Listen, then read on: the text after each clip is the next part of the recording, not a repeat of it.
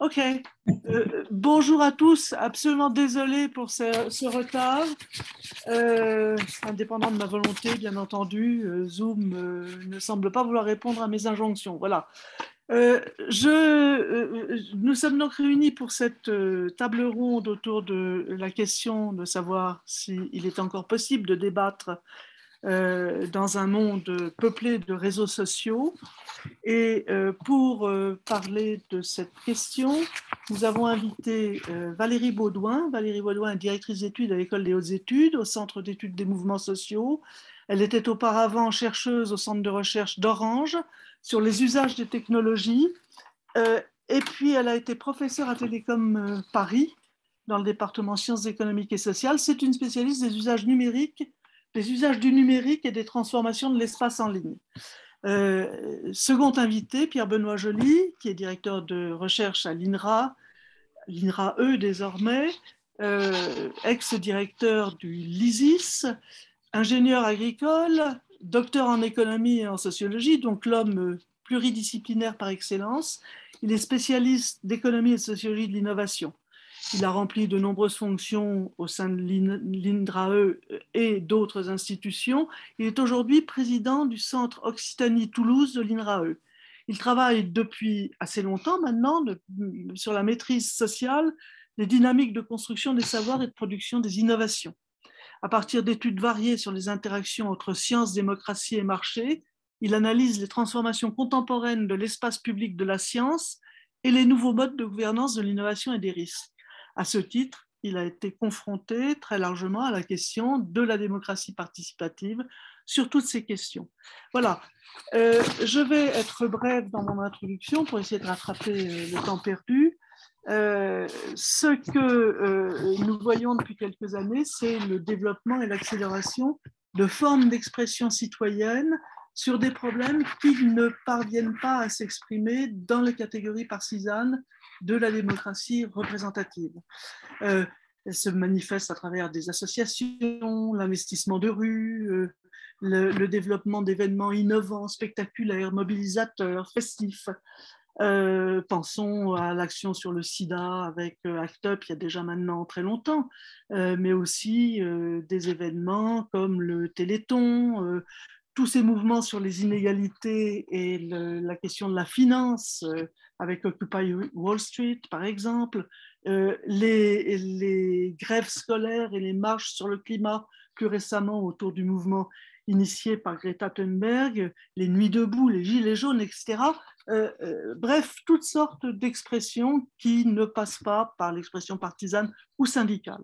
Dans certains pays, ces formes d'expression, elles sont canalisées peut-être, ou en tout cas, elles se sont développées dans l'espace public depuis le début des années 80, avec l'institution des conférences citoyennes, comme aide à la décision sur les grands problèmes publics du pays, comme des questions de génétique, les OGM, les questions de thérapie génique, de clonage, etc., sur la question du réchauffement climatique, sur les questions qui vont avec ces problèmes, comme les politiques énergétiques, les politiques de transport, les autoroutes de l'information.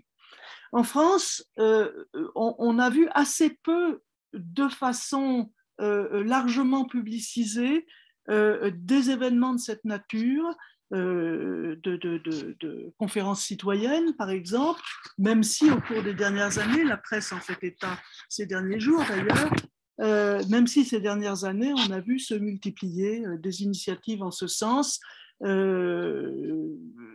dont il faudra parler, car elles font l'objet de controverses.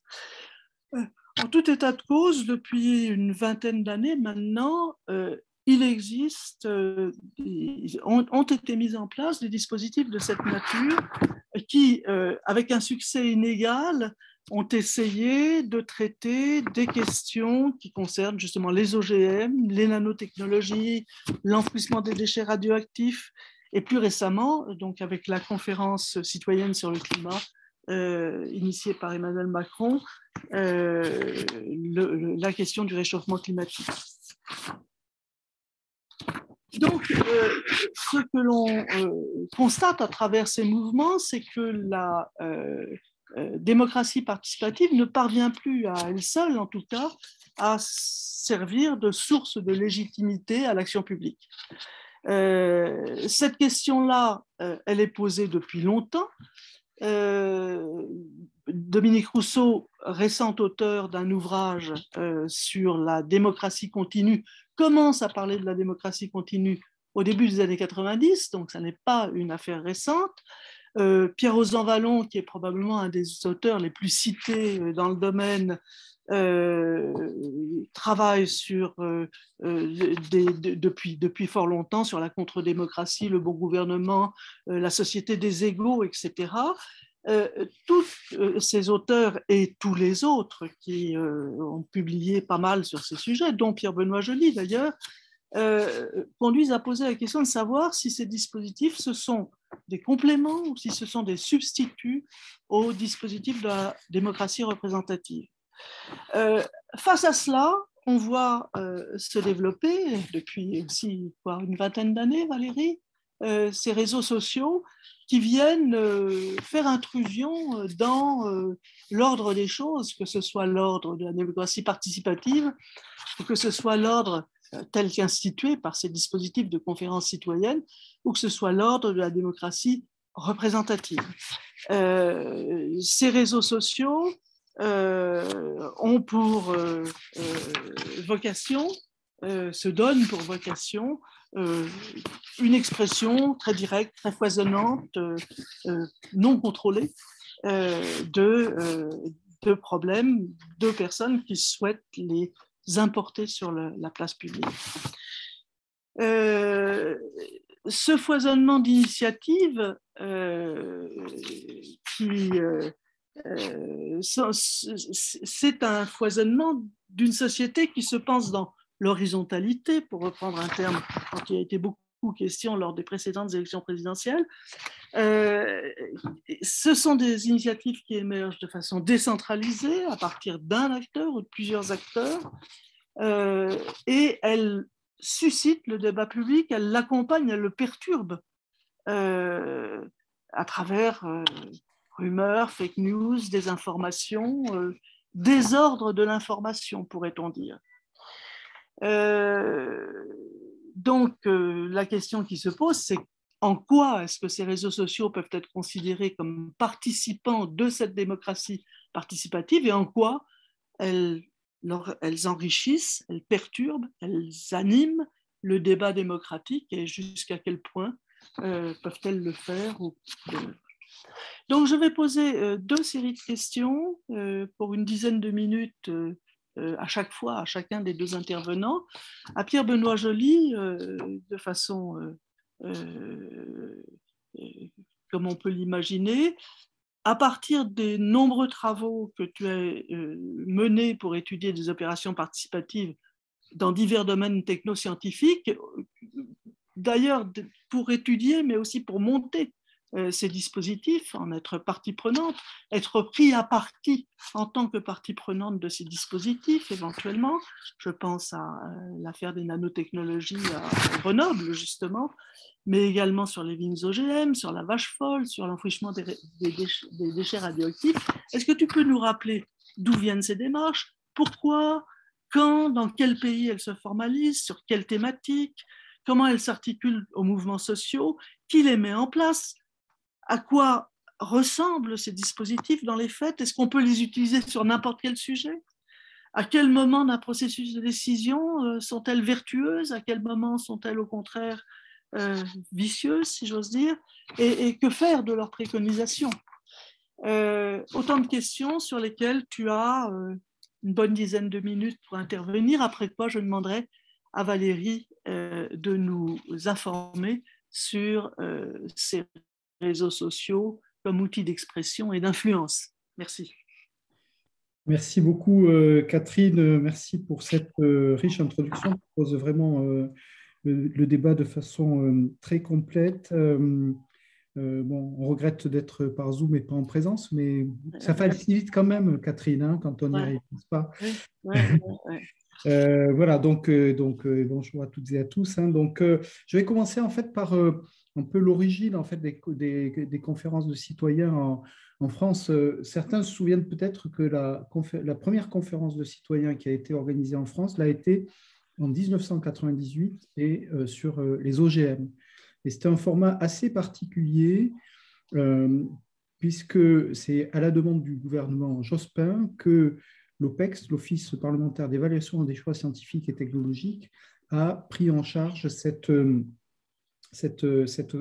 conférence de citoyens.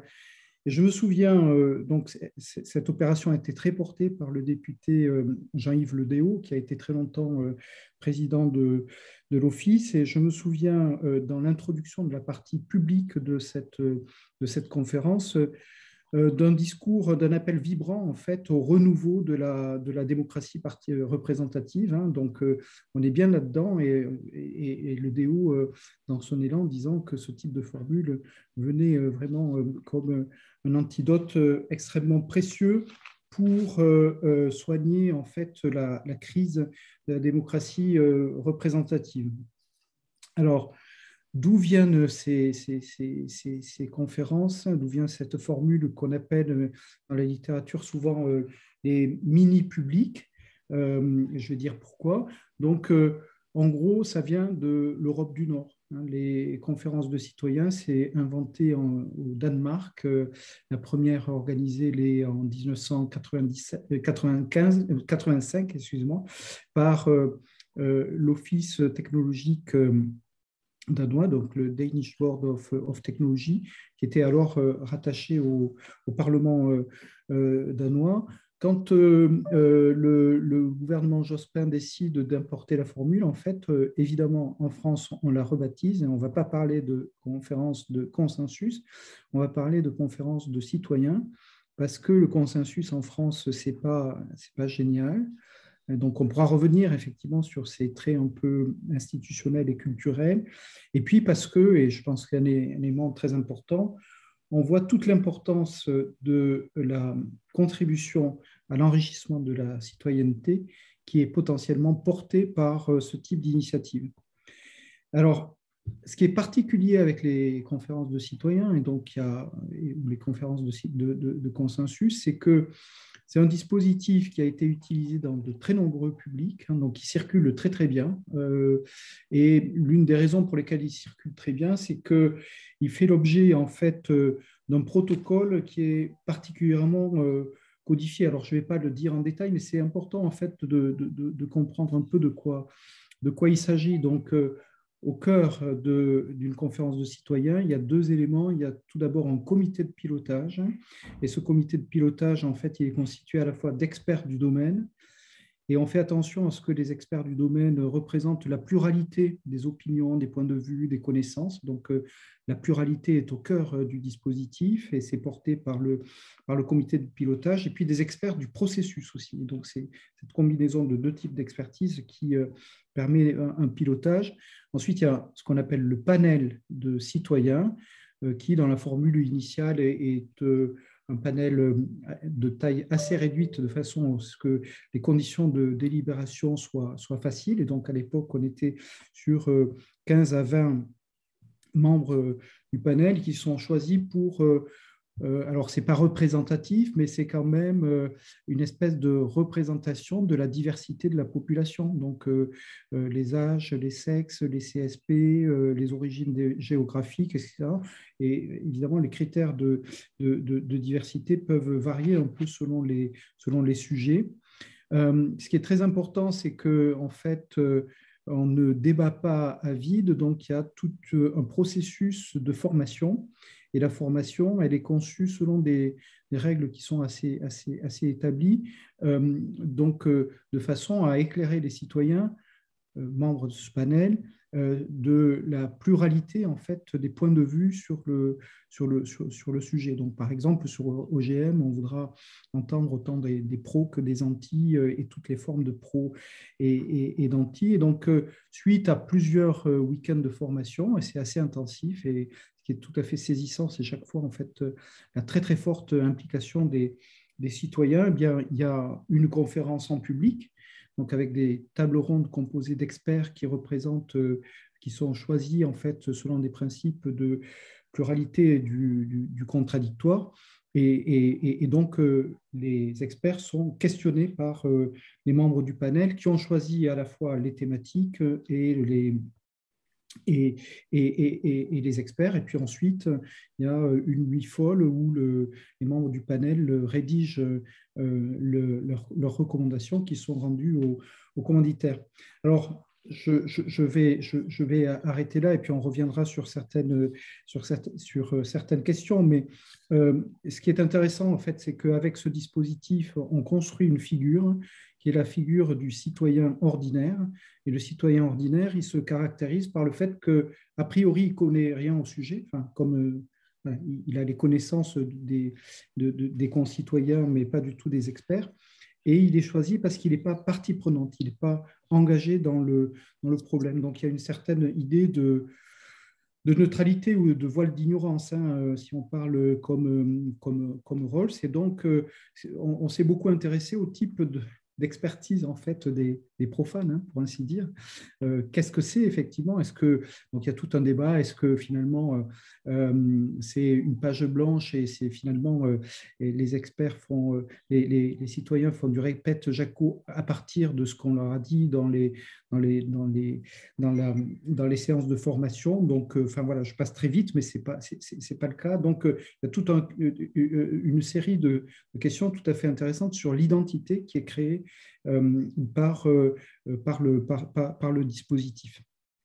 Donc, j'ai pris cet exemple, mais évidemment, autour des mini-publics, on a un foisonnement en fait, de dispositifs. On a les citizen juries qui sont plutôt développés au Royaume-Uni au départ, le Constructive Technology Assessment avec différentes formes qui ont été développées aux Pays-Bas. Il y a les sondages délibératifs qui ont été plutôt développés aux États-Unis. Bon, voilà, donc il y a vraiment aujourd'hui une nébuleuse en fait de dispositifs, ainsi que aujourd'hui en fait c'est voilà, il y a un marché de la participation, hein, comme il y a un marché des sondages avec des institutions qui sont spécialisées.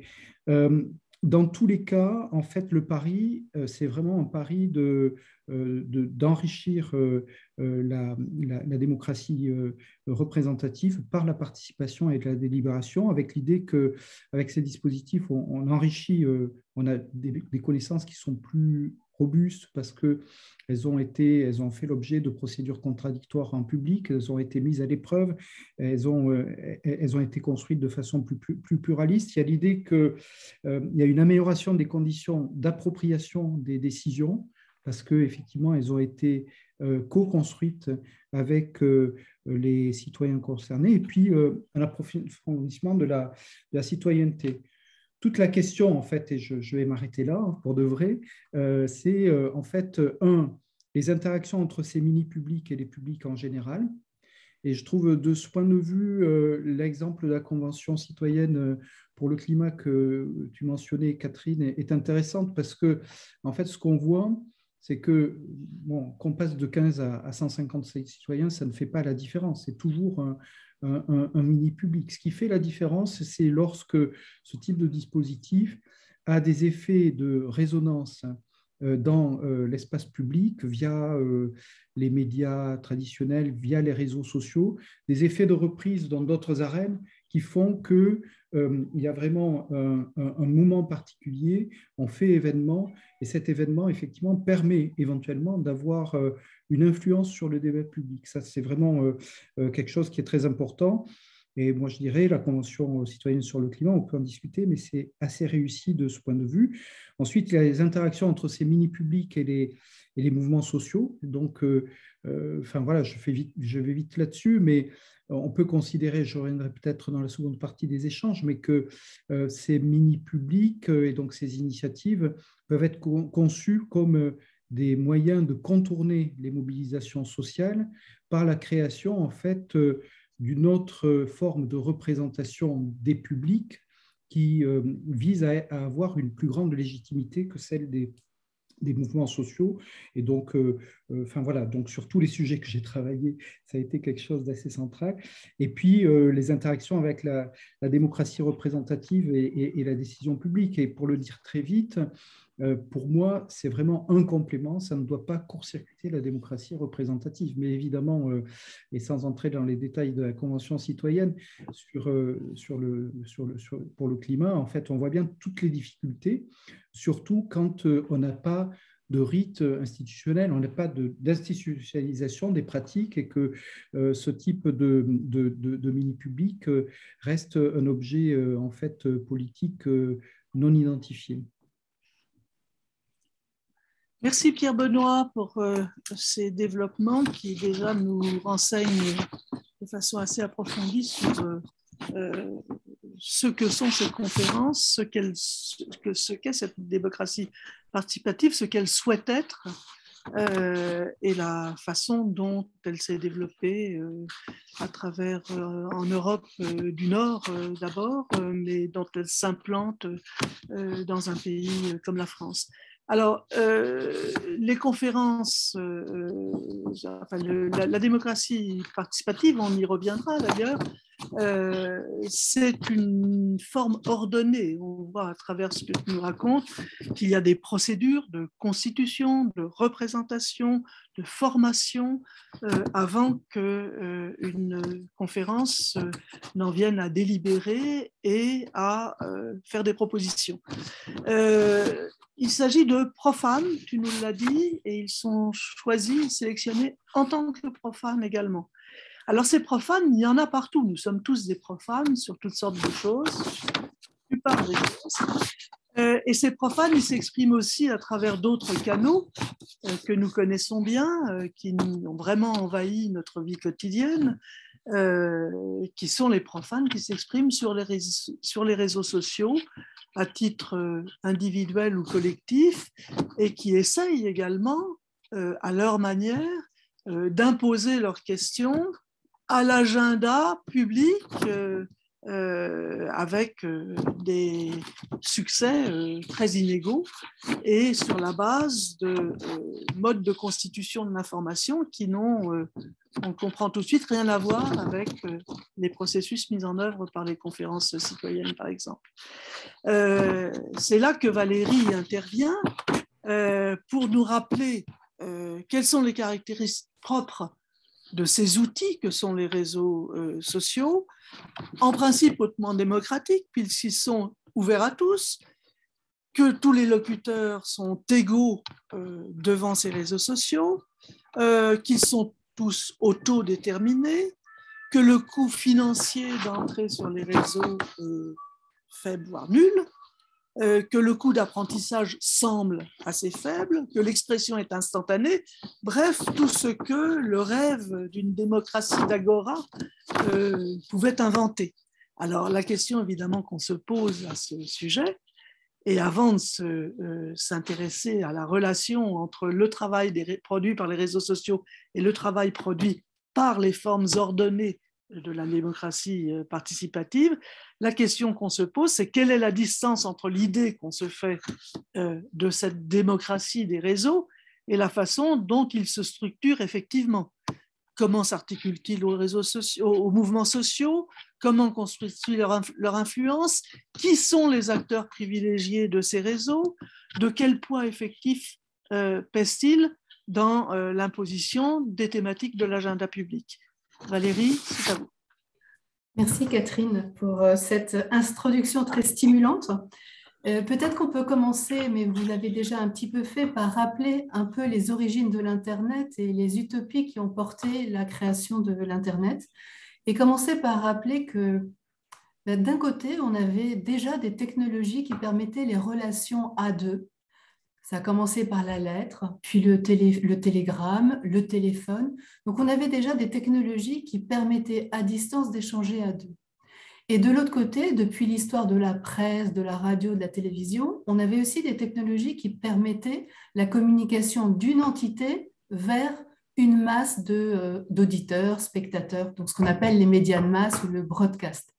Et en fait, il n'existait aucune technologie qui permette d'échanger dans les petits groupes. Et l'innovation majeure apportée par Internet, dès le démarrage, c'est la possibilité à des individus d'échanger par écrit en groupe. Et vous pouvez y réfléchir, en dehors du Minitel, c'était impossible jusque-là. donc, il y a vraiment une innovation majeure et c'est ce point, ce point des origines de l'Internet qu'il faut garder. Alors, donc, l'utopie portée par les fondateurs d'Internet, c'était d'avoir des espaces de communication pour les groupes qui permettent de partager, de discuter autour d'un centre d'intérêt en faisant abstraction de la distance géographique et de la coprésence temporelle. Donc, on pouvait avoir un espace où on se réunit sur les quatre coins de la planète. Après, c'est l'utopie, on verra que ce n'est pas exactement comme ça dans la pratique. Et où les amateurs d'une cause, enfin les amateurs les passionnés d'un objet ou les défenseurs d'une cause peuvent se retrouver et travailler ensemble tout en étant à distance. Voilà, donc évidemment, ces outils sont particulièrement adaptés à tous les mouvements de mobilisation et à tous les mouvements de mobilisation horizontale où ce sont les personnes impliquées qui peuvent s'organiser entre elles. Et ces espaces sont particulièrement pertinents parce que ce sont des espaces qui peuvent être fermés et dans lesquels les individus qui défendent une cause peuvent construire leur argumentation, fourbir leurs armes, trouver les bons arguments, s'entraider avant de passer à l'espace public. Et dans ce sens-là, l'Internet, les réseaux sociaux et les outils de collectifs en ligne permettent d'offrir de nouveaux dispositifs pour favoriser ce travail de construction des mobilisations sociales. Je renvoie aux travaux des militants, par exemple, Dalit, qui en Inde, Dalit, c'est le nouveau terme pour désigner les intouchables, hein, qui s'organisent dans des groupes Facebook fermés avant de s'exprimer dans l'espace public. Et ils montent en compétence, il y a un travail d'empowerment dans les espaces privés avant le passage dans l'espace public. Donc là, je renvoie aux travaux de Florian Zaslavsky qui a fait une thèse sur ces travaux-là. Ou bien d'autres travaux comme ceux de Madeleine Macriche sur le rôle des listes de discussion dans les associations de patients. Donc, ce qui caractérise ces espaces, on dit que ce sont des espaces horizontaux, on verra tout à l'heure que non, ce sont des espaces très hiérarchiques, mais ce qui les caractérise, c'est qu'on n'est pas dans des formes on est dans des formes de construction du savoir qui sont un peu différents des modes traditionnels de la transmission des savoirs, comme à l'université ou même comme ce que décrivait Pierre Benoît dans les conférences de citoyens. En effet, l'idée, ce n'est pas qu'il y a les sachants qui forment des profanes qui ne savent pas, c'est qu'en étant ensemble dans le même espace, en se lisant, en se côtoyant, en échangeant, il y a une transmission diffuse des savoirs qui se fait entre ceux qui sont plus experts et ceux qui le sont moins. Et ça renvoie à ce que Lev et Wenger appelaient l'apprentissage périphérique, avec cette idée que c'est au contact de l'autre qu'on apprend et qu'on progresse. Et donc, dans ces espaces, on a à la fois, on a deux types, pour un peu caricaturer un petit peu les choses, on a deux grands types d'activités. On a des activités qui sont des activités de sociabilité, parce que pour que ce genre de collectif existe, il faut qu'il y ait du lien social et que ça ne soit pas des situations complètement anonymes. Donc, dans tous les espaces en ligne, depuis les forums des origines jusqu'aux réseaux sociaux aujourd'hui, la dimension de sociabilité est vraiment essentielle.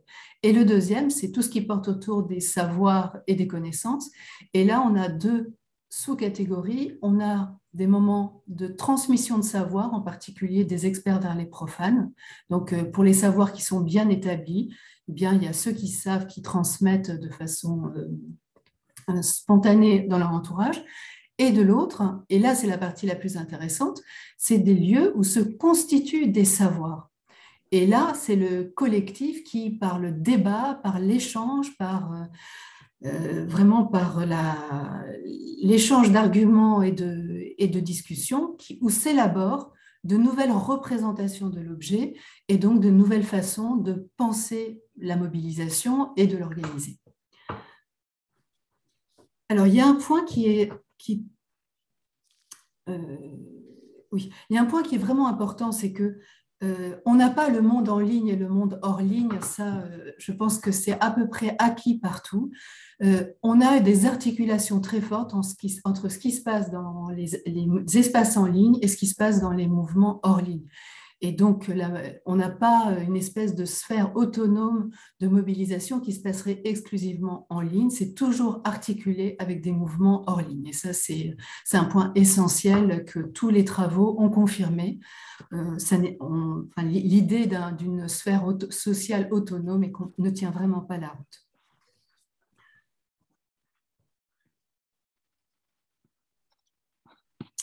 Alors, évidemment, quand on est dans un entre-soi qui est celui des groupes en ligne, on a tous les risques qui sont liés à l'entre-soi.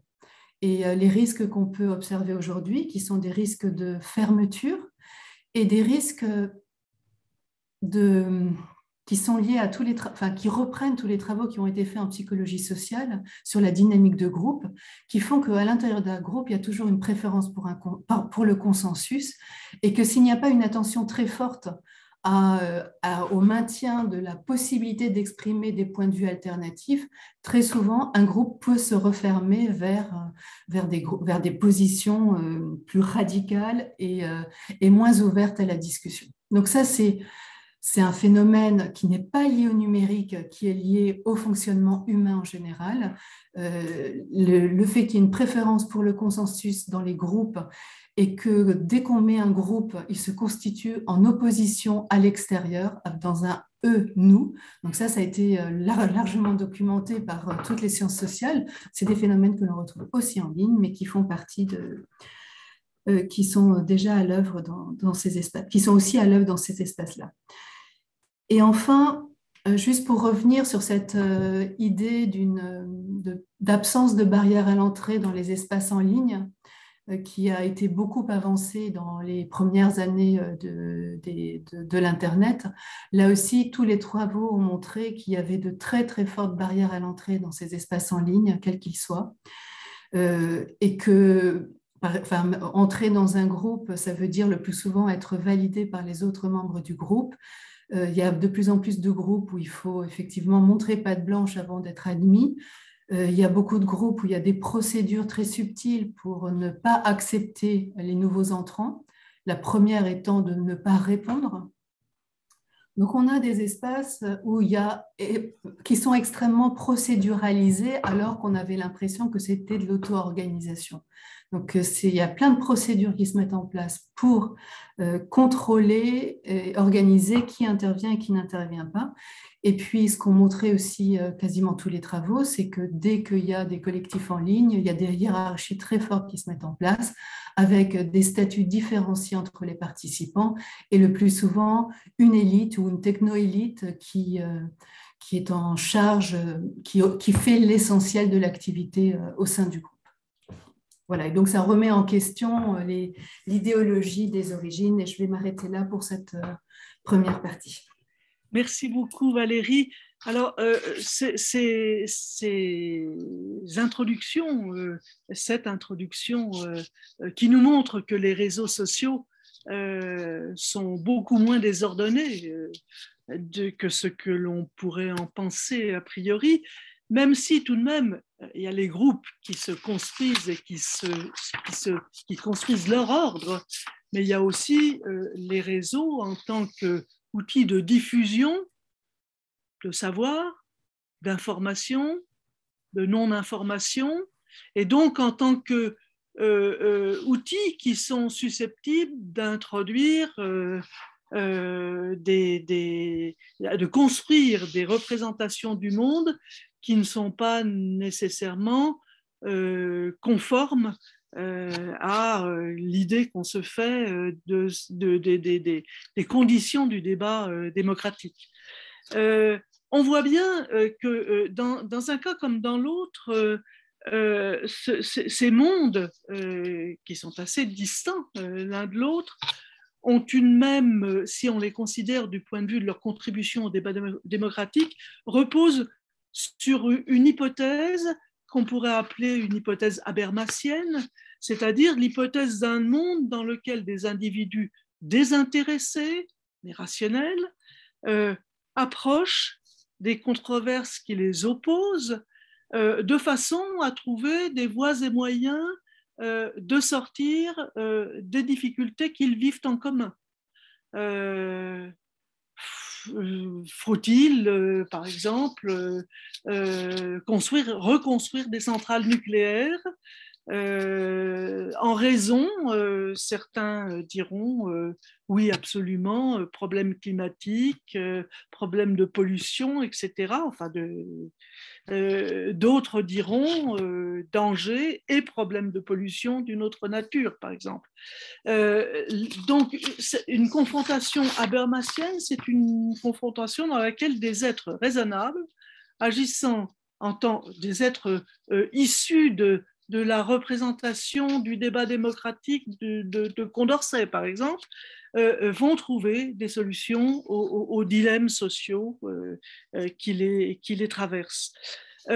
Alors, ceci conduit évidemment à une autre batterie de questions qui est d'abord pour Pierre Benoît, quelles sont les conditions pour que des formes de démocratie participative remplissent leurs promesses? Quelles sont les sources et les conditions de la légitimité de cette forme d'expression? Quelles sont les conditions d'organisation? Tu nous les as déjà exposées. Quelles sont les conditions relatives à la nature des thématiques abordées? Quelles sont les conditions relatives à l'usage qui est fait des conclusions de ces assemblées? Tout cela, c'est le problème du domaine de validité de ces dispositifs participatifs. Que se passe-t-il en cas de conflit ouvert? Que peut la démocratie participative ainsi conçue à la résolution de conflits ouverts? Et qu'en est-il dans le cas français en particulier, dans une société qui, contrairement, qu'on pourrait dire, contrairement à société, je ne sais pas, par exemple danoise, une société scandinave n'est pas une société à proprement parler apaisée, dans laquelle on peut imaginer que les institutions, culture nationale, je n'aime pas beaucoup ce terme-là, contribuent à cadrer la façon dont est utilisé et reçu des mécanismes tels que ceux que tu nous as exposés. Qu'en disent les analyses comparatives et qu'en disent tes propres expériences? Je t'écoute, Pierre Benoît. Voilà, avec le micro, c'est toujours mieux. Hein. Ouais. Merci Catherine pour cette nouvelle salve de questions. C'est très, très riche. Et donc, je vais essayer de répondre de façon complète, mais quand même concise, n'est-ce pas?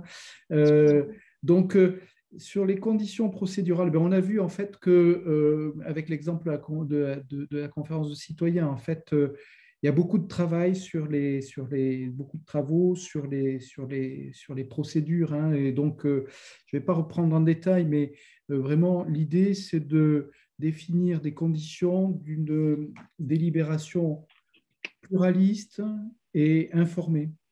Et donc, on pourrait dire qu'on prend les principes d'éthique, tu as cité Habermas, hein, je pense que c'est vraiment pertinent, de l'éthique de la discussion, notamment donner la parole aux sans-voix, donc faire attention effectivement aux conditions effectivement, qui font que avec des connaissances, des moyens d'expression, un capital social et culturel qui est très variable, en fait, on a effectivement une possibilité vraiment de délibération entre égaux. Donc, il y a une littérature très riche, mais qui peut-être a un angle mort que je voudrais pointer, c'est que il n'y a pas simplement des conditions qui sont liées aux procédures, il y a des conditions qui sont liées au contexte. Et je vais me permettre, en fait, tu as cité l'exemple de mes travaux grenoblois, et je vais reprendre ça sous le mode un peu de l'anecdote. Hein, donc il y a prescription, hein, puisque en fait, j'étais intervenu avec un groupe d'experts nationaux que nous avions réunis à la demande en fait de Claude Gilbert, hein, qui était à l'époque donc c'était avant la création de Pacte, il me semble. Et donc c'était le réseau en fait du GIS qui l'animait, le GIS risque collectif situation de crise. Et aujourd'hui, le GIS qui est vraiment important dans ce domaine, le groupement d'intérêt scientifique, c'est le GIS démocratie participative et participation des publics. Enfin, je ferme cette parenthèse. Voilà. Donc du coup, en 2005, la métro en fait est très engagée en fait dans le développement des nanotechnologies et dans les débats entre les élus socialistes et écolos. En gros, pour faire très simple, il y a la question de mais finalement comment associer les publics grenoblois à ce développement qui est très important pour le futur de Grenoble, avec tout un tas de considérations. C'est la période de la construction de Minatec et l'enjeu vraiment des nouvelles générations de la micro et de la nano-électronique. Et c'est vraiment des changements très importants pour Grenoble. Donc, comme groupe, on fait notre travail, qui était une mission flash, mais avec une étude documentaire, des dossiers, des auditions. Et puis, on fait des recommandations. En fait, je n'entre pas dans les détails, il y a une fusée à 3 étages, mais notamment, on recommande une conférence de citoyens et on dit, en fait, si on fait une conférence de citoyens, il faut que la question posée soit faut-il développer les nanotechnologies à Grenoble? Donc, faut-il développer, supposant qu'on peut ne pas les développer? Donc, si oui, dans quelles conditions? Sinon, quelles sont les alternatives? En fait, le résultat, pour être très rapide là-dessus, c'est qu'il y a un rejet de notre proposition par la métro. Il n'est pas acceptable de discuter de l'opportunité de ce choix. Et puis également, on a essuyé des critiques sévères, pour le dire comme ça, d'un groupe qui est connu à Grenoble, le groupe des PMO, des pièces et main-d'œuvre. Et donc, j'ai été qualifié d'acceptologue, de sociologue jaune, de mercenaire. Et donc, avec la critique, en fait, on ne débat pas avec un ennemi, on le combat. Donc, du coup, échec total. Donc, on a beaucoup appris de cet échec, il n'y a pas de problème. On est resté aussi, je pense, assez droit dans nos bottes, pour le dire comme ça, par rapport à notre éthique de chercheurs dans cette situation. Et on n'était pas là pour vendre un dispositif, pas du tout, mais pour voir quelles étaient les conditions de mise en œuvre de ce dispositif. Et j'ai illustré avec ce cas comment, effectivement, ces conditions, elles sont pas toujours réunis. J'y reviendrai très rapidement tout de suite. Alors, tu as posé la question de l'influence des cadres nationaux, et donc ça a fait l'objet de différentes analyses. On a l'opportunité sur le plan méthodologique, je l'ai évoqué tout à l'heure, de la circulation internationale de la formule des conférences de citoyens, ce qui a permis de voir effectivement quelles sont les différences observer. Bon, je vais concentrer sur la France, à ce qui nous intéresse. Et en fait, il y a disons, 4 caractéristiques de base qui sont assez peu favorables, pour le dire comme ça. L'imaginaire de la représentation du peuple, qu'on trouve dans les débats sur la constituante et lors de la Révolution, donc avec les positions de l'ABC, de CIS, etc. Et donc, l'idée, effectivement, c'est qu'il y a une forme de représentation du peuple. D'ailleurs, c'est une critique pratiquement comme ça qu'a faite Laurent Fabius, qui était président de l'Assemblée nationale, quand la conférence de citoyens de 98 a été organisée. Il a dit, en fait, c'est complètement inconstitutionnel parce qu'on a une seule représentation du peuple en France, c'est la représentation nationale, c'est l'Assemblée, c'est le Parlement. Deuxièmement, pour le dire avec des termes actuels, on est habitué à un pouvoir jupitérien. Et quand je dis ça, ce n'est pas simplement pour désigner une forme de gouvernement actuel, mais à une relation au souverain qui est vraiment un aspect qui est très important de notre culture politique, pour le dire comme ça. On a une organisation technocratique qui fait que le pluralisme n'est pas souvent de mise. Et donc là, il y a une évolution vraiment très forte depuis les années 2000. Mais pour un certain nombre de sujets, en fait, traditionnellement, on avait des monopoles d'expertise. Hein, donc c'est une différence très forte, par exemple, par rapport aux États-Unis, hein, où il y a un polycentrisme et une façon de pratiquer l'expertise qui est beaucoup plus basée sur le contradictoire. Et puis, il y a l'effet de centralisation, en fait, hein, et on voit dans certains espaces nationaux, par exemple aux États-Unis ou en Allemagne, en fait, qu'il y a une très grande une démocratie participative qui est très active au niveau local. Donc ça, c'est effectivement des phénomènes un peu, on va dire, un peu lourds, un peu structurels. Néanmoins, il y a des évolutions très importantes hein, de ce point de vue, et donc évidemment la décentralisation qui est en marche, et donc il y a de nombreuses régions, et notamment la région Occitanie, qui s'appuie sur de nombreuses consultations citoyennes hein, sur des formes variées. Donc c'est vraiment à certains niveaux rentré dans les habitudes. Et puis, on a des créations institutionnelles, hein, comme la Commission nationale du débat public, créée en 1995, donc en application de la Convention internationale, Convention Aarhus, sur l'environnement, et révisée en 2003 avec la loi de démocratie de proximité, qui confère à cette Commission nationale du débat public un périmètre d'action beaucoup plus large. Hein. Au départ, c'était vraiment sur des questions environnementales locales. Maintenant, ça peut être sur des questions d'intérêt national.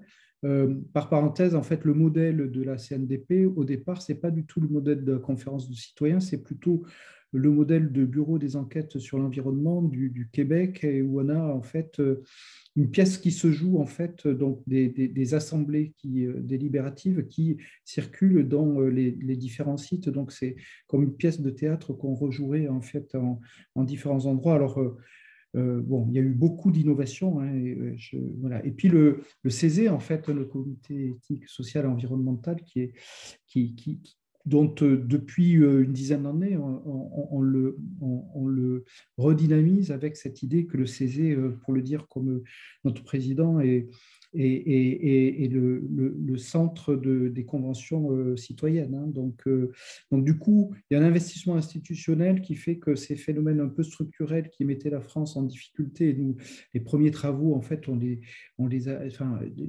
qu'on a fait sur la conférence de citoyens, c'était assez saisissant. Hein, comment faire entrer quelque chose de très délibératif, de très participatif dans un contexte qui est très technocratique, pose toute une série de questions qui sont tout à fait intéressantes. Les domaines de validité, en fait, ça ne marche pas tout le temps. Ça marche.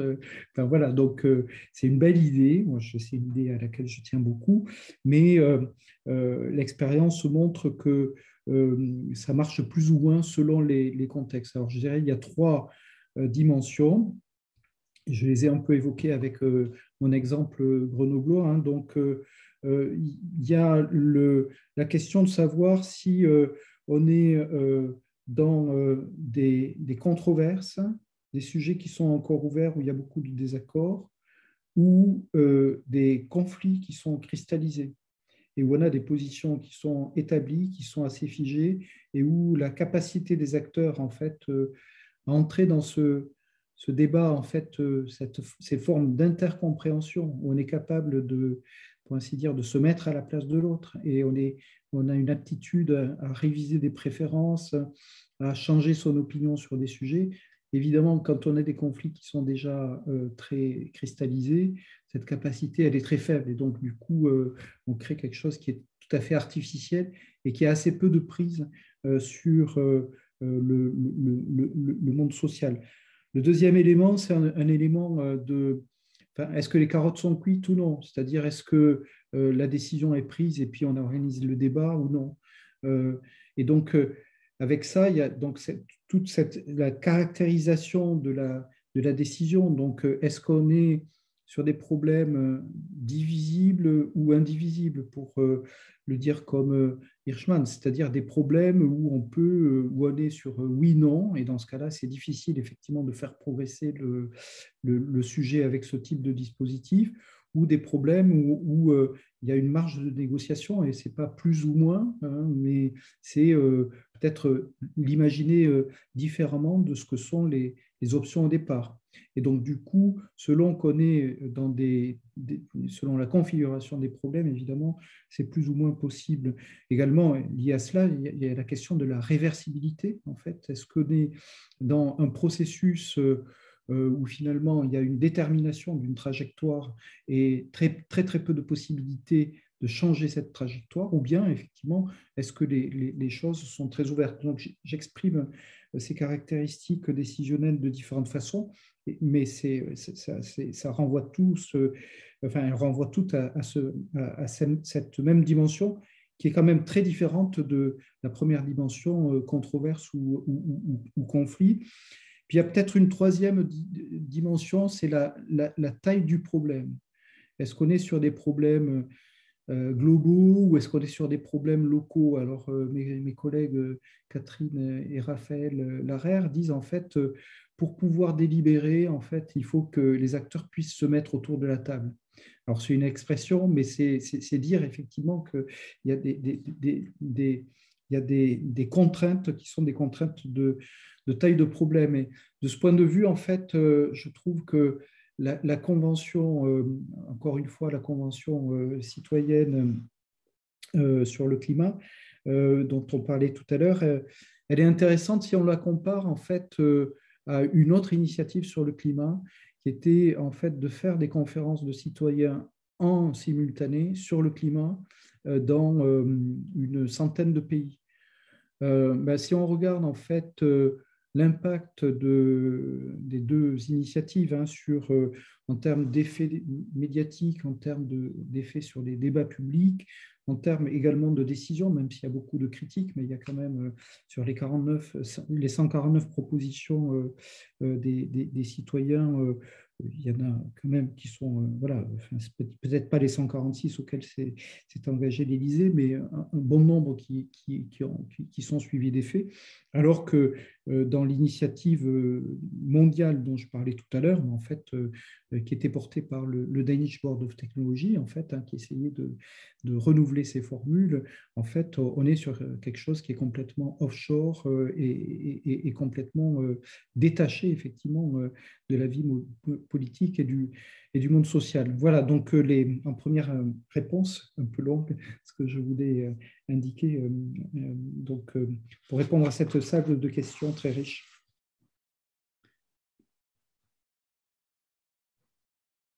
Merci beaucoup, Pierre-Benoît.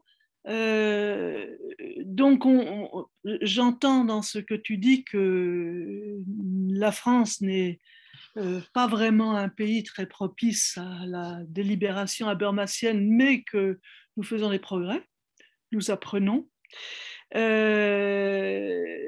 J'entends aussi, à travers toutes les propositions que tu as pu nous apporter, que ces formes de participation, ce ne sont pas simplement des joujoux, comme on a un petit peu peut-être tendance à le penser aujourd'hui ou à le pratiquer aujourd'hui. Et le risque de procédures de cette nature, lorsqu'elles tombent dans des univers qui aiment utiliser des joujoux, c'est que précisément elles dérapent et qu'elles perdent toute crédibilité, donc toute capacité à contribuer à la légitimation ou à la construction de politiques qu'elles pouvaient avoir si on les prenait au sérieux quant aux problèmes qu'elles pouvaient aborder, quant au mode d'organisation qu'elles pouvaient promouvoir et quant à l'usage des préconisations qu'elles pouvaient faire. Voilà.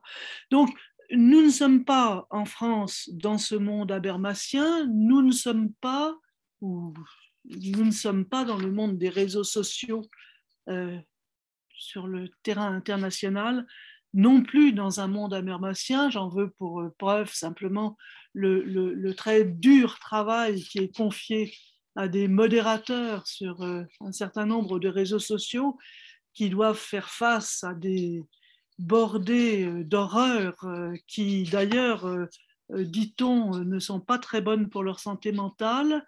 Il y a eu beaucoup de débats autour de cette question ces derniers temps. Alors, Valérie, quelles sont les conditions, à votre avis, pour que les réseaux sociaux puissent contribuer et dans quelles limites à l'élaboration d'un débat démocratique? Ces réseaux sociaux, vous l'avez dit tout à l'heure, ils sont plus ou moins fermés. Est-ce qu'ils présentent tous les mêmes risques? Est-ce qu'ils présentent tous le même intérêt dans la perspective d'une délibération en raison? Et à quelles conditions peuvent-ils enrichir ou détruire le débat? Et que faire? Que faire de ce que David Chavalarias, dans un ouvrage récent, appelle les réseaux toxiques? Comment les désarmer? Est-ce possible? Comment les contourner? Est-ce possible? À vous. Merci Catherine. C'est vrai que ces dernières années, on a observé un basculement dans la représentation des réseaux sociaux qui était présenté de façon assez positive dans leur démarrage. Et aujourd'hui, ce qui prend le dessus dans les débats, c'est effectivement la montée des discours de haine, la radicalisation des positions et surtout les effets de propagande et d'influence au sein des réseaux sociaux. Donc là, on a vraiment eu un changement très fort, donc il faut le traiter de front. Alors, en contrepoint, on peut dire quels sont les groupes en ligne qui marchent et qu'est-ce qui permet à des groupes en ligne de marcher. Et une des conditions de base essentielles, c'est la question de la régulation par le groupe de pairs. Et ça, dès les origines des premiers groupes en ligne, on avait des dispositifs qui permettaient justement une modération et une régulation des prises de parole, de façon à ce qu'il puisse y avoir débat démocratique entre les participants. Donc ça a commencé par un truc tout bête qui s'appelait la netiquette, qui expliquait quelles étaient les règles de bienséance dans les conversations en ligne pour qu'il puisse y avoir discussion et débat. Et en particulier, cette netiquette insistait sur le fait qu'en l'absence des corps, quand on n'a pas accès aux mimiques faciales, aux mouvements des corps, et qu'on passe par l'écrit, il faut être encore plus prudent que dans la communication orale ordinaire, où on peut facilement réparer en voyant la réaction de son interlocuteur. Donc, il y avait dès le démarrage ce souci de faire attention aux risques qui sont liés au fait que l'écrit reste et que l'écrit a des effets beaucoup plus forts que l'oral. Voilà, et donc, si on vient à ces groupes en ligne, les groupes qui marchent sont des groupes où la modération est très importante. Modération avec un double sens qui est de l'encouragement à la participation et de la sanction des comportements qui ne respectent pas les règles. Et c'est cet équilibre subtil entre encouragement et coercition qui vraiment explique le succès de certains groupes en ligne. Voilà, donc c'est des choses qu'on retrouve dans des groupes fermés, dans des groupes ouverts, modérés. Et en revanche, on a un gros problème avec des espaces beaucoup plus ouverts, comme, sans citer de nom, comme certains réseaux sociaux, où effectivement ce travail de modération par les pairs n'est pas possible ou n'est pas pensé. Et donc, dans ces espaces-là, c'est là qu'il n'y a plus de contrôle. Et je voudrais insister sur le rôle des plateformes qui sont les nouveaux intermédiaires dans notre espace public. Et ces plateformes, elles ne sont pas anodines parce qu'elles ont un modèle économique qui repose essentiellement sur l'attention. Et à partir du moment où le modèle économique repose donc sur les modèles publicitaires, et un modèle publicitaire, ça ne marche qu'en captant l'attention des visiteurs, à partir du moment où on a ce type de structure, eh bien, on a des plateformes qui vont essayer d'encourager ou de favoriser les messages qui ont le plus de capacité à capter l'attention. Et donc, tout ce qui est sensationnel et tout ce qui est radicalisation va être très largement encouragé par les plateformes. Donc là, on a un problème de fond parce qu'on a des espaces en ligne qui sont censé permettre le dialogue entre citoyens ou les échanges entre citoyens, mais ce dialogue, il est encastré dans des plateformes dont le modèle économique vise au contraire à accentuer les conflits, à radicaliser les positions. Donc on a de ce côté-là, au niveau de la réglementation, au niveau des États, un travail très important à faire.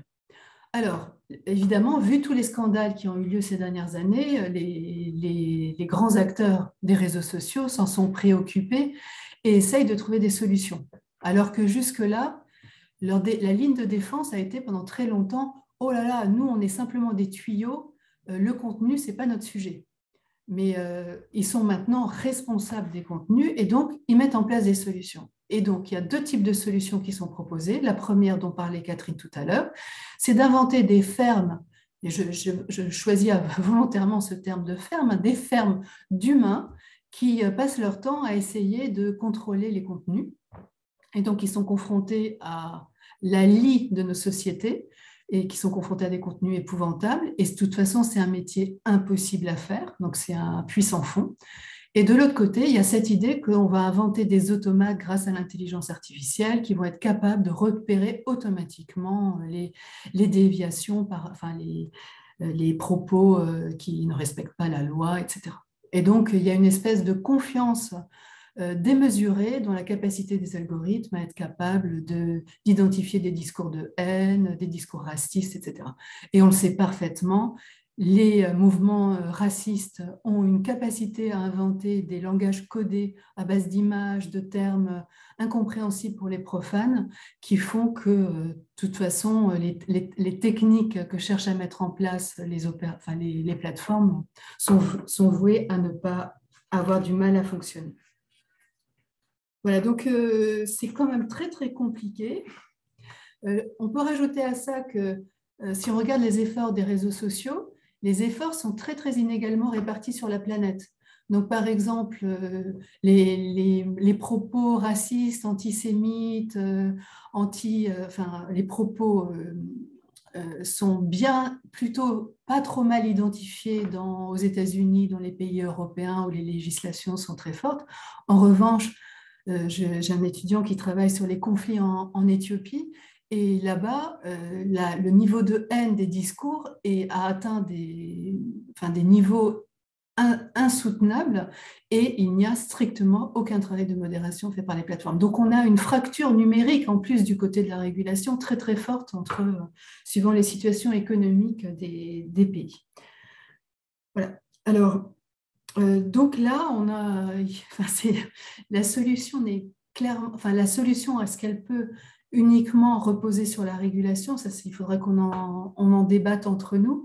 Je voudrais juste citer pour réflexion ce que proposait Winston Maxwell, qui est juriste, chercheur à Télécom Paris aussi, et qui, dans une tribune du Monde, posait le sujet, c'est vu la place que prennent ces plateformes aujourd'hui, est-ce qu'il ne faudrait pas aller un cran plus loin et leur imposer les règles qui s'imposent à chaque pays pour protéger ses citoyens et pour essayer et pour sanctionner, qu'il y ait vraiment qu'ils aient les mêmes obligations que les pays. Donc je pense que c'est un élément de réflexion dont on pourra discuter tout à l'heure, mais pour le moment, vu les tentatives de contournement de ces plateformes par la montée de la propagande, ce que décrit très bien Chaval Arias sur ces tentatives d'influence des opinions qui sont portées par des acteurs, des cyber spécialistes.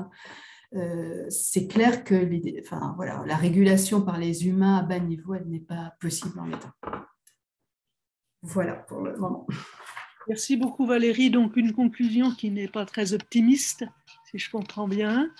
En tout cas, un problème béant qui est celui de la place d'organisations privées dans la régulation de problèmes qui sont par excellence des problèmes publics.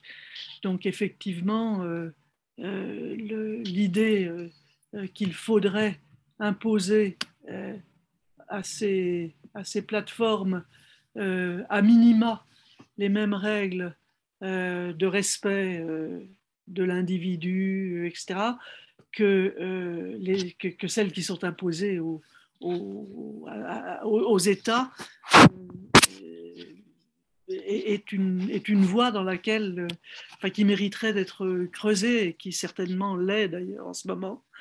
Mais enfin, on voit que le respect des États au niveau international et des règles qui sont censées régir les relations entre les États sont assez facilement bafouées et foulées aux pieds.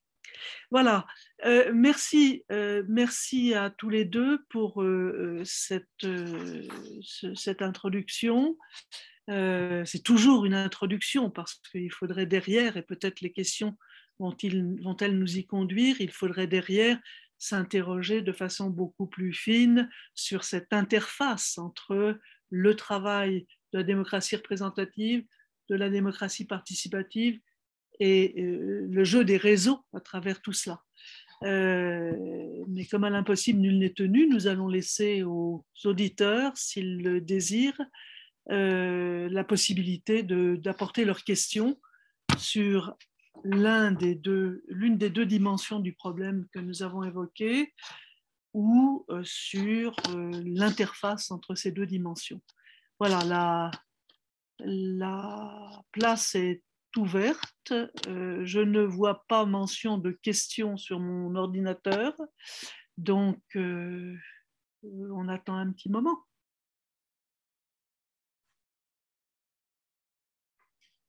Pas de questions. J'ai peut-être une question pour Valérie, si tu permets. Oui. Vas-y.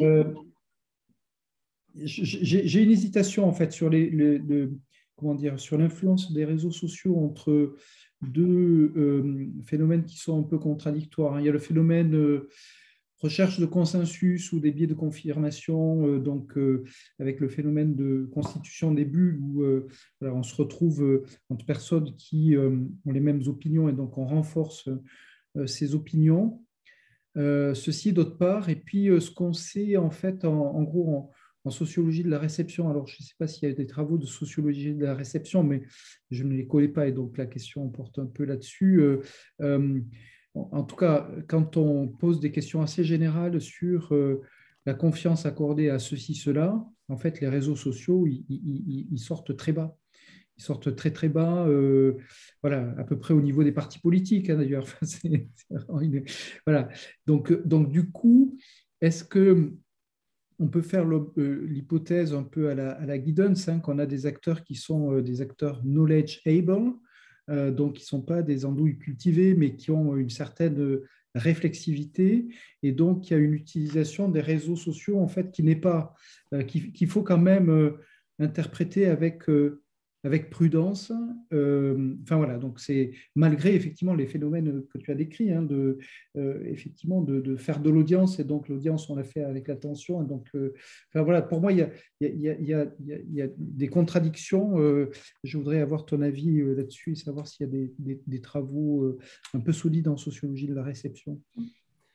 Par exemple, il y a eu pas mal de discussions autour de l'affaire Cambridge Analytica où le scandale c'était que les électeurs auraient été influencés par, en gros, pour rappeler rapidement l'affaire Cambridge Analytica, il y avait l'idée de cibler des utilisateurs de Facebook qui avaient la possibilité de basculer vers le camp républicain et en leur envoyant des messages très négatifs contre Hillary Clinton. Et donc, ça a provoqué un énorme scandale avec cette idée que le vote démocratique aurait été influencé par cette tentative de contournement. Et en fait, visiblement, l'impact des messages publicitaires de ce type, enfin des messages pas publicitaires, mais ces messages de propagande est finalement assez faible. Et c'est vrai que la sociologie de la réception nous aide bien à comprendre que les utilisateurs ne prennent pas pour argent comptant ce qu'on leur propose. Et donc, ça aide à relativiser l'importance de ces scandales, justement. Oui. La capacité de distance par rapport au sujet est très importante. Merci. Une question d'un spectateur anonyme. Quelle est selon vous la place que ces questions, que vous avez évoquées l'un et l'autre, devraient occuper dans les programmes de formation des universités ou des écoles pour former les étudiants, citoyens à cette nouvelle donne communicationnelle. Et par la même occasion, une autre question, quid des idées de former des communautés locales d'écoles, par exemple, et quid des difficultés que peuvent rencontrer ces perspectives?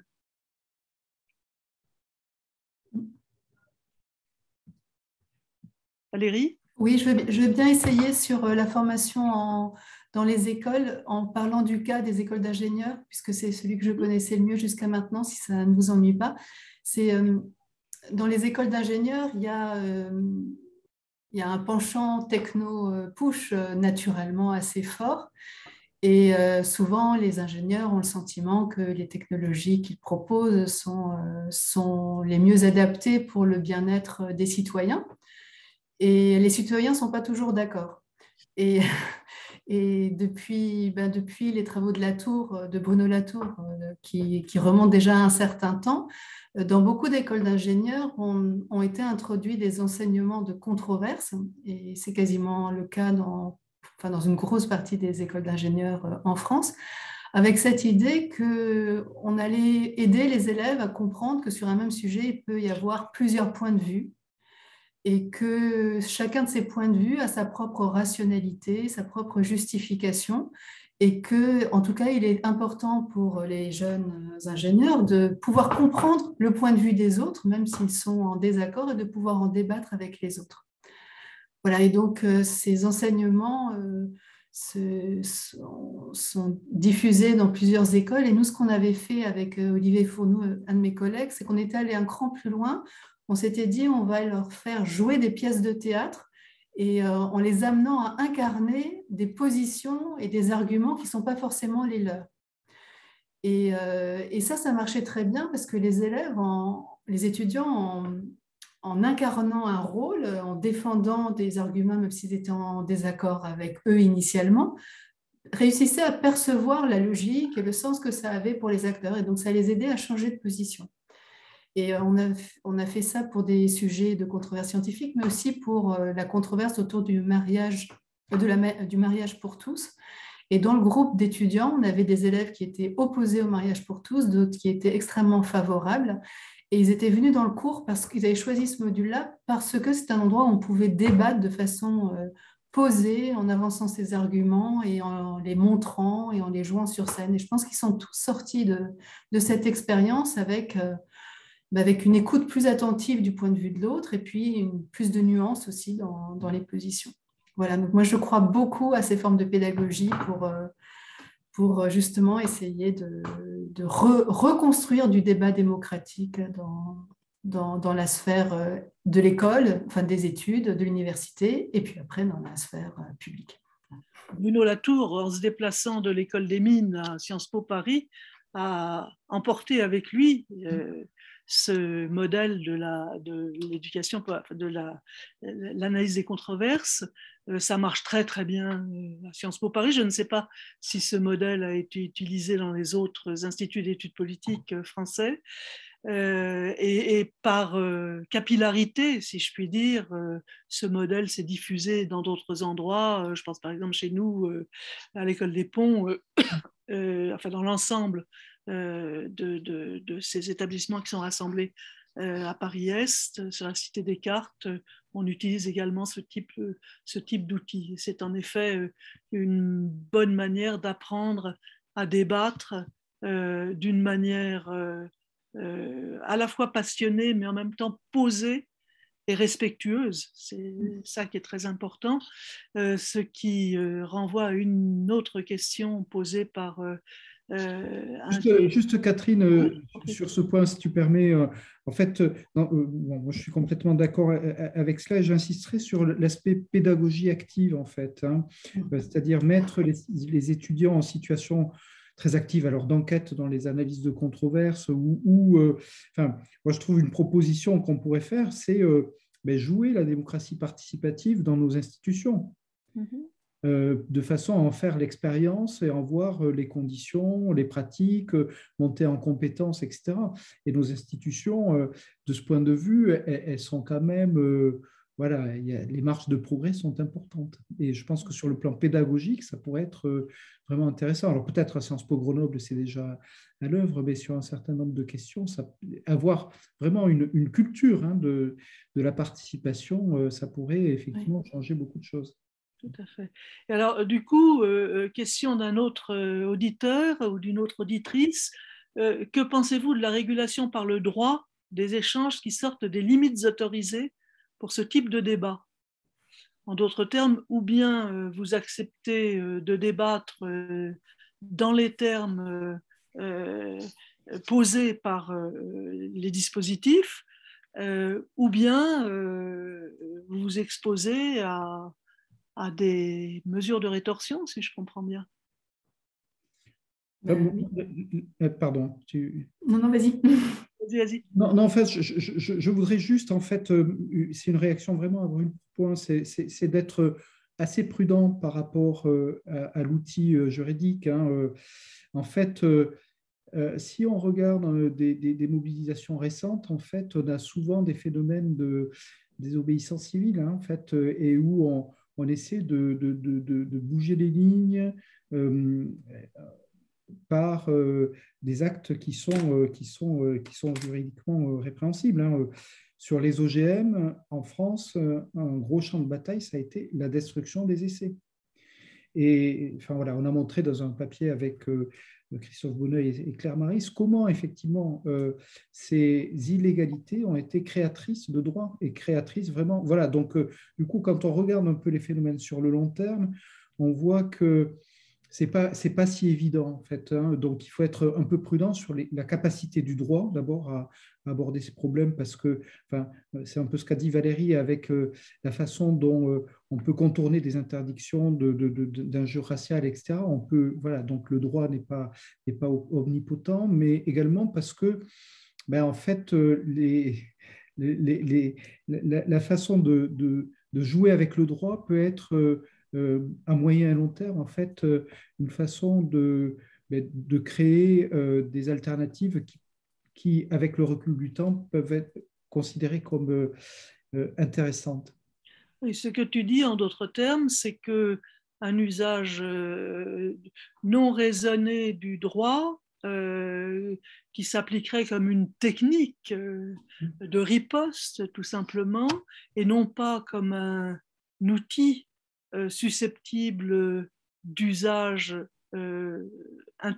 par des interprétations spécifiques, peut se retourner contre le processus d'échange et contre ce que cet échange, ce débat peut apporter, y compris en matière de création de droit.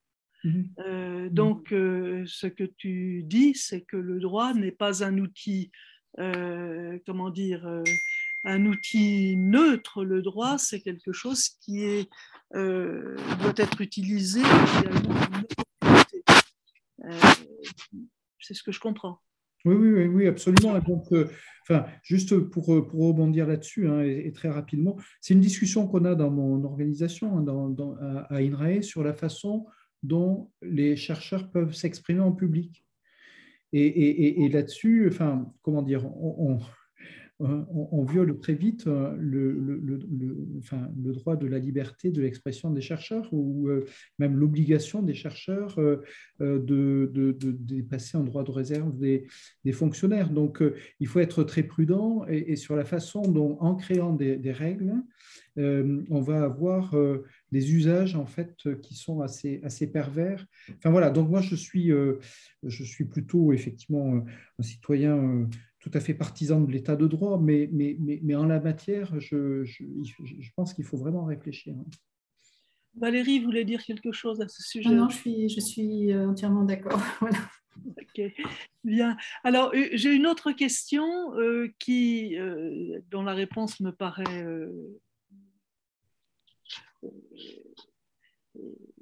connue d'avance. C'est une question à Valérie. N'est-il pas urgent de trouver des solutions de régulation des plateformes au vu des événements du Capitole du 6 janvier 2021 et au vu de bien d'autres événements d'ailleurs, la démocratie américaine a tout de même vacillé ce jour-là. C'est exact, je crois. Ah oui, c'est exact. Oui, oui, visiblement, c'est extrêmement compliqué. Sinon, ça serait déjà en place depuis longtemps. Donc, c'est un chantier sur lequel travaille plein de monde en ce moment, mais effectivement, c'est urgent. En fait, il aurait fallu que bien avant le Capitole, il y ait un contrôle, un démantèlement de réseaux qui proposaient des actions anticonstitutionnelles, quasiment. Voilà. Donc Pardon, vas-y, mes excuses. Non, j'ai fini, oui. Est-ce qu'il existe des instances internationales qui réfléchissent sur la question de la coordination, puisque un des problèmes, évidemment, de ces plateformes, c'est qu'elles n'ont pas de frontières. Donc, qui réfléchissent sur les problèmes de coopération internationale et de coordination dans l'éventuelle mise en place de règles disons, de bonne conduite? Oui, et puis les réseaux sociaux eux-mêmes essayent de mettre en place des tribunaux internes. Donc, c'est extrêmement foisonnant et très, très difficile à appréhender. Par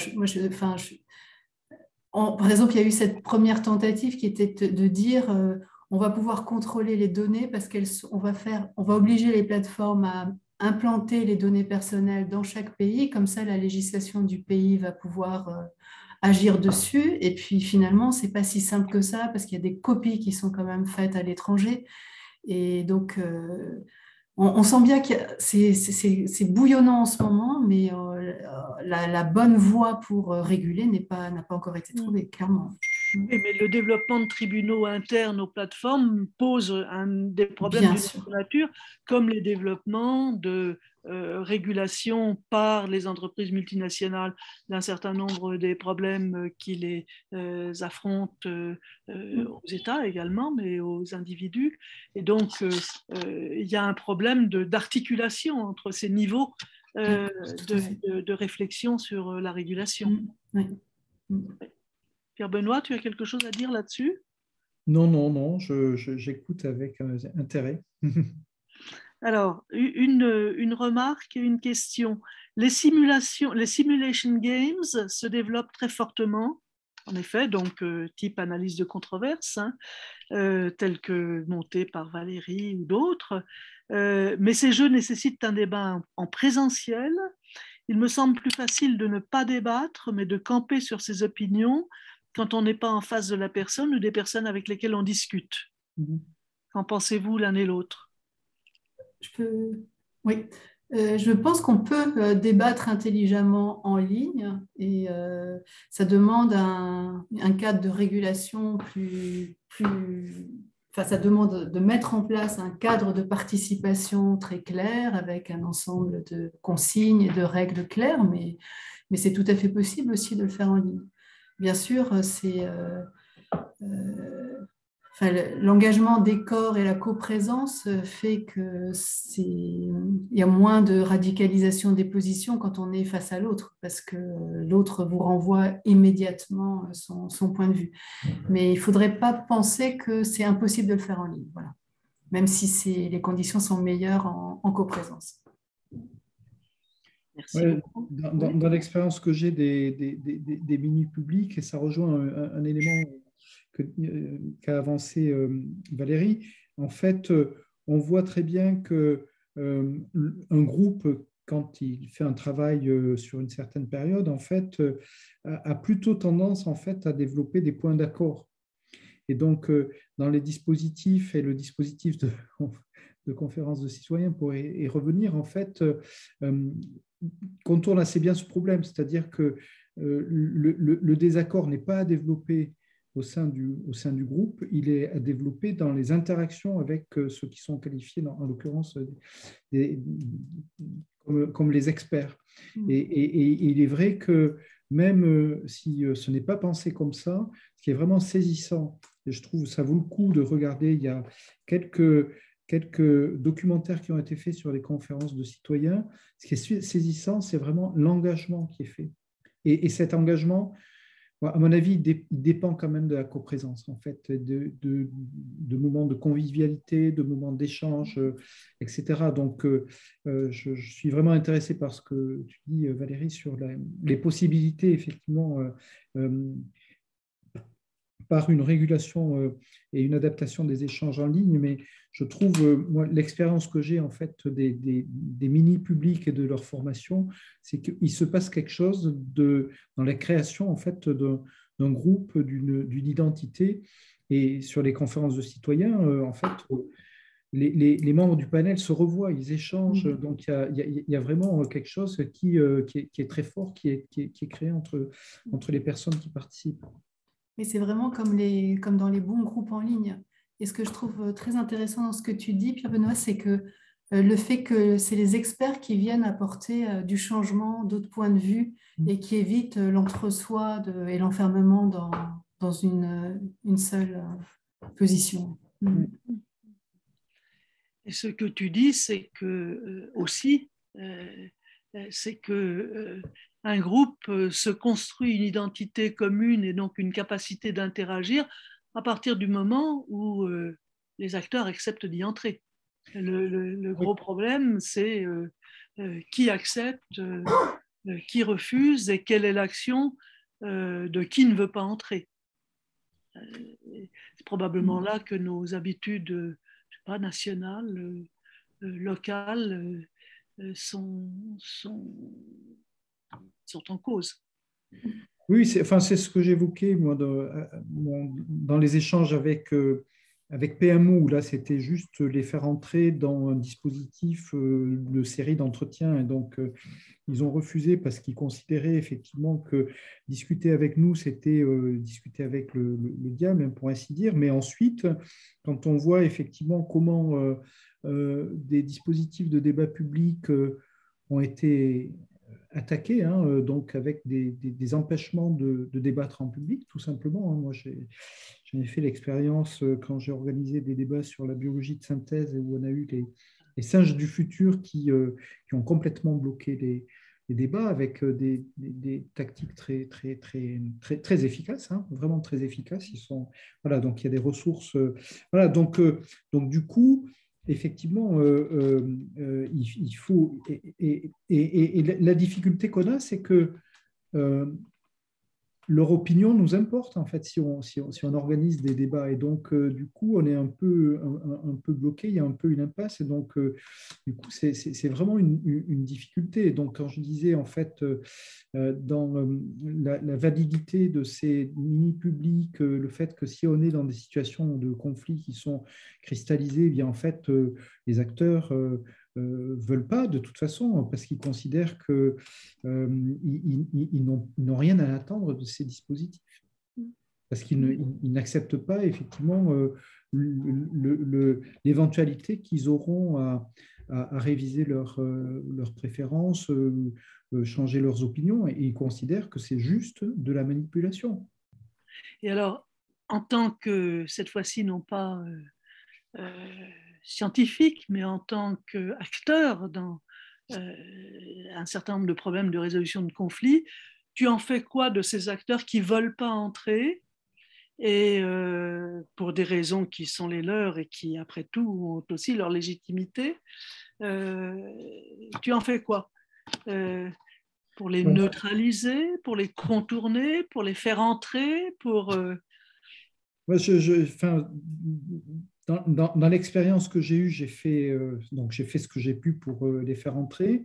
Et sinon, c'est trouver dans des façons de prise en compte en fait de positions qui, bien que marginales, doivent être entendues.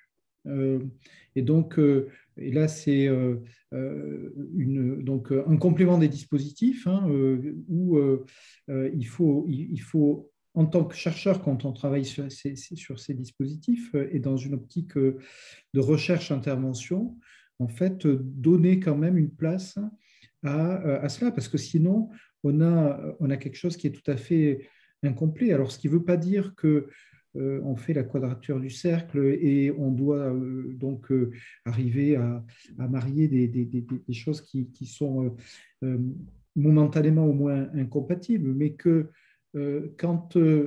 pour éclairer la décision, il faut bien dire qu'il y a une partie, alors dont on ne sait pas estimer une importance, une représentativité, mais c'est une représentativité un peu cognitive, hein. C'est une façon de voir le problème qui est très important, hein. Donc, enfin, dans l'exercice qu'on a fait sur la vigne OGM, alors par chance et enfin, par construction, on avait effectivement des collègues qui étaient proches de la, enfin, des participants qui étaient proches de la Confédération paysanne. Ils ont donc le panel en fait a essayé de ne pas aller répondre à la question parce qu'ils sortaient de leur zone de confort où ils s'étaient bien installés. Et ensuite, quand ils ont répondu, ben, il y avait une partie très minoritaire, mais qui était contre la décision qui était proposée par l'INRA à l'époque. Et moi, je trouve qu'entendre cette position, c'était super important. Donc je pense qu'il faut pas, c'est pas parce que, voilà, on pourrait dire, ah ben si vous ne voulez pas, hein, c'est votre responsabilité. Je pense qu'on a une responsabilité, nous, quand on intervient en tant que chercheur, et j'espère que les boîtes de conseil qui sont sur ce marché font de même. C'est quand même... Enfin voilà, donc je pense que c'est important. Ensuite, la décision, pour moi, et c'est là que je suis dans un modèle assez classique, c'est une décision de démocratie représentative, d'acteurs responsables qui ont des mandats, etc. Voilà, donc pour moi, la décision, c'est le commanditaire qui la prend avec une obligation en fait de prise en compte, hein, des résultats de ces délibérations.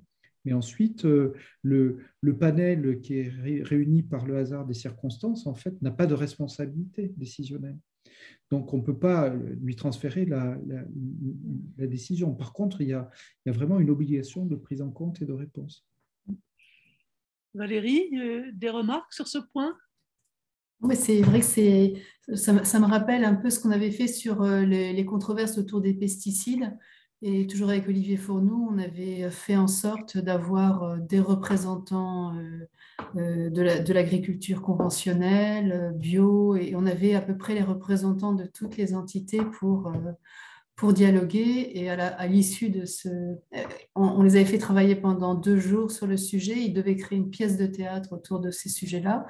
Et à l'issue de ces 2 jours, ceux qui étaient les plus critiqués dans l'espace public, donc les pro-pesticides pour aller vite, étaient très heureux d'avoir eu un endroit où ils pouvaient expliquer leur point de vue, même si c'était un point de vue qui était rejeté par les autres. Mais au moins, ils avaient pu faire entendre leur position. Et je pense que c'est vraiment très, très important. Et mettre à l'écart des positions minoritaires, c'est vraiment pas la solution pour notre démocratie. Donc, je suis complètement d'accord avec ce que disait Pierre Benoît. Y a-t-il, j'ai épuisé toutes les questions qui vous étaient posées, il y en avait pas mal. Est-ce qu'il y a des questions rentrées dans l'auditoire? Je n'ai pas l'impression. Si tel est le cas, on va pouvoir clore cette séance. Je clôt à destination de... D'abord, je veux m'excuser pour le retard introduit par la difficulté à arriver sur Zoom, et ensuite pour les bruits intempestifs que j'ai fait avec mes feuilles de papier en oubliant d'éteindre mon micro. Voilà, c'est fait. Donc, je conclus à destination de nos 2 intervenants par un commentaire d'un spectateur anonyme qui dit « Un excellent débat, très riche et abordable. » Donc, merci infiniment pour votre participation et j'espère que nous saurons les uns et les autres en tirer quelques conséquences pour nos propres existences. Merci à tous et au revoir. Merci Catherine. Merci Catherine. Au revoir. Au revoir à tous. Merci.